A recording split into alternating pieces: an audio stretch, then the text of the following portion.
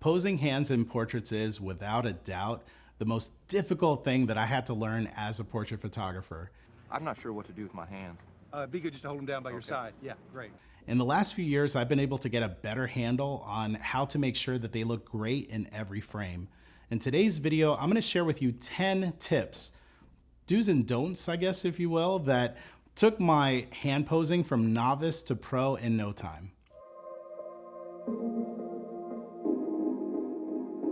Welcome back to my channel. My name is Miguel Quiles. If you're here for the first time, make sure you subscribe and click the bell notification so you can be notified when my weekly videos post up. Today we have Masumi back with us, who modeled for me in a few of my other videos. I'll have her info as well as the makeup artist in the description for this video, so be sure to stop by their Instagram and give them a follow. Without further ado, let's get right into tip number 1, which is to avoid showing the back of the hand straight on. The reason for this is that it's the widest part of the hand, and because of lens distortion, it will likely look like a Hulk hand if you're taking a tightly composed image. Sometimes creating a slight bend at the wrist or slightly turning the hands away from the camera can help with making the hand look a little bit more aesthetically pleasing. Now, this tip is primarily for female subjects, since most male subjects won't mind looking at themselves in an image with large, powerful hands. Tip number 2, avoid showing the inside of the hands.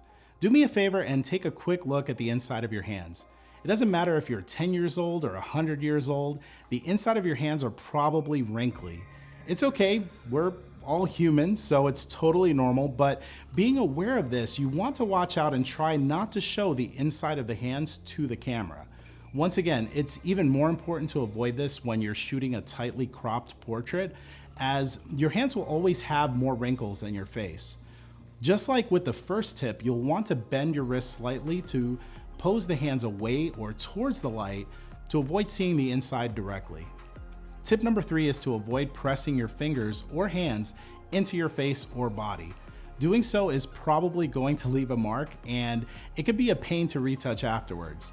As a photographer, I often instruct my subjects to pretend as if they're made of sand and never actually put any pressure from their hand wherever it is they might be touching. This will keep their makeup intact and their hands looking delicate and pleasant. Tip number 4 is a super simple one. Moisturize the hands and inspect them to make sure that they're clean. I personally have forgotten this tip on many occasions, and I've had images that I've loved on the back of the camera, only to find when I get home that my subject's hands look like they have dragon scales for hands. A simple moisturizer applied to the hands just before shooting easily takes care of this problem. It's always a good idea to let your subjects know prior to the shoot to make sure that they have clean nail beds and that their fingernails are clean, and maybe add a coat of nail polish the night before to make sure they look their best. If for some reason you forgot to do this and you don't have any moisturizer on set, it might be a good idea to keep their hands outside of the frame of your portraits, as they'll likely take away from the other good stuff that's happening in your image. Tip number 5 is to watch out for rebels. That's what I call that finger in the frame that kind of just has a mind of its own. As you're looking through your viewfinder, pay attention to everything in the frame, and when you see fingers that are off kind of just doing their own thing, instruct your subject to make the necessary corrections and keep on clicking. Tip number 6 is probably the most powerful tip out of this list, and that's what I call the karate chop method. In tips 1 and 2, we talked about how we want to avoid photographing the backside or the inside of the hands straight on because of the perceived size and width of the hands in the frame. A simple turn of the wrist, however, will instead have your subject showing the blades of their hands and their forearms, which are more narrow, and they lead to a better looking image. When I give the instruction to my subject, I let them know that anytime I say karate chop, that means I want them to keep the same pose, but I want them to ever so slightly turn their hands so that they're able to throw a karate chop if needed. It sounds a little silly, but after saying this a few times, most people will be self-conscious about it, and they'll move their hands into the best looking positions naturally.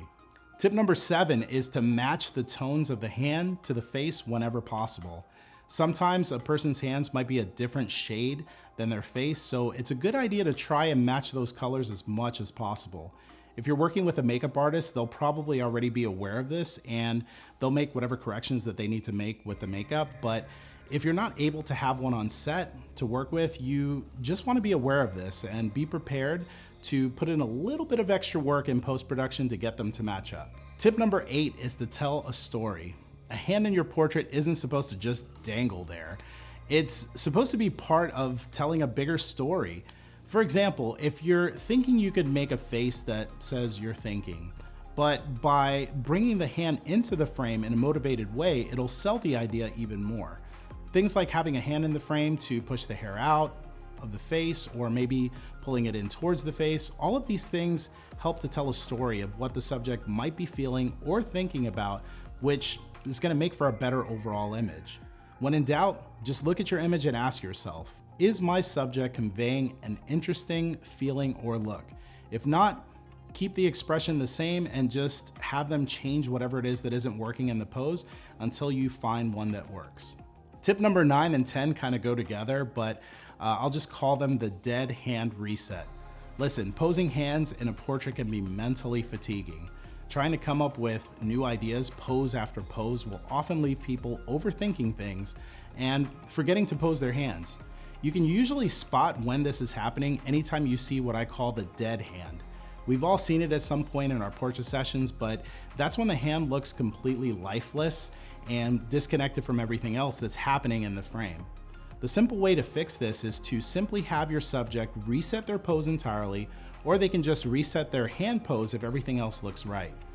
I instruct my subjects early on in the session that anytime I say reset, something about their pose, they're to keep everything else the same and just make adjustments to whatever I'm calling out. Super simple. All right, let's do some crowdsourcing here. What are some of your favorite posing tips for hands?